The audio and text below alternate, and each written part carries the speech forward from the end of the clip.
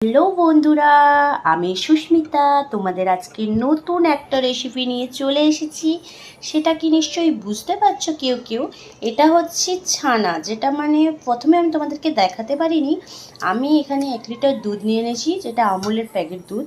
ওটাকে আমি ভিনিগারের সাহায্যে কাটিয়ে নিয়েছি। এরপর দেখো, আমি তোমাদেরকে আসল কি দেখাতে চাইছি, যে এই যে ছানাটা প্রথমে আমি একটু জল ঝরিয়ে নিয়ে একটু ঠান্ডা জলে ধুয়ে নিয়েছি। এটাকে একটু জল ঝরিয়ে নেব।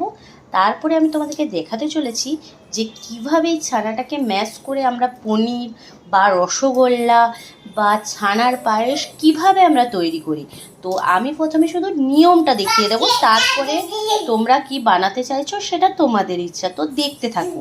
তো সবাই দেখো, আমি এটাকে ছাঁকনির সাহায্যে জল ঝরিয়ে নিয়েছি।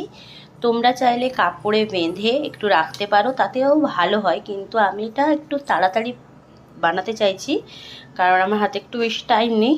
তো আমি তাই জন্য এটাকে আমি ছাঁকনির সাহায্যে ভালো করে জলটা ঝরিয়ে নিয়েছি, দেখতে পাচ্ছ তোমরা নিশ্চয়ই। এরপর দেখো, এটার সাহায্যে আমি কিভাবে ছানাটাকে পুরো আটা মাখা বা ময়দা মাখার মতন পুরো করে দেব। জাস্ট তোমরা দেখতে থাকো আমি কেমনভাবে করছি। জাস্ট এমনি এমনি হাতে মেশ করতে হবে তোমাদের, ঠিক আছে? দেখো, এরকমভাবে প্রথমে নিয়ে জাস্ট এই তালুর সাহায্যে এমনি এমনি করতে হবে। এইরকম পুরো যতক্ষণ না পাকিয়ে আসছে ততক্ষণ তোমাদের করতে হবে। তো তোমরা দেখতে থাকো আমি কেমনভাবে করছি।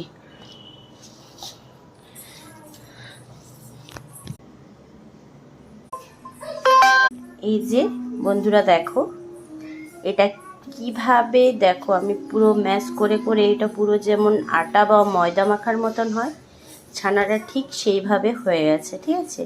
এরপর তোমরা এটা একটা পনিরের শেপ দিতে পারো, বা যদি কেউ রসগোল্লা বা গোলাপ জামুন কিছু বানাতে চাও তো দেখে নাও, নিজের নিজের শেপ দেবে। জাস্ট এটা যদি রসগোল্লাও তোমরা বানাতে চাও তো দেখো, গোল করলেও যে গোল গোল করা হচ্ছে কতটা সুন্দর হচ্ছে। দেখো, এর থেকে ছোট ছোট সাইজ করে তোমরা রসগোল্লা বা গোলাপ জামুন করতে পারো। এই যে এই সাইজের, বা ধরো একটু ছোট করতে চাইলে এই যে এই সাইজের করতে পারো, ঠিক আছে? ছোট ছোট করে রসে দিতে পারো, বা ভেজে গোলাপ জামুন করতে পারো, ছানার বড়া করতে পারো। আর পনিরটা দেখাচ্ছি তোমাদের কিভাবে শেপ করবে।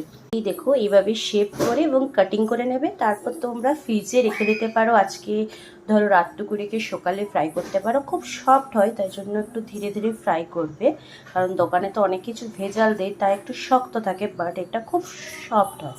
দেখো তোমাদের পিস করে দেখো, পনির রেডি। বাই বাই সবাই।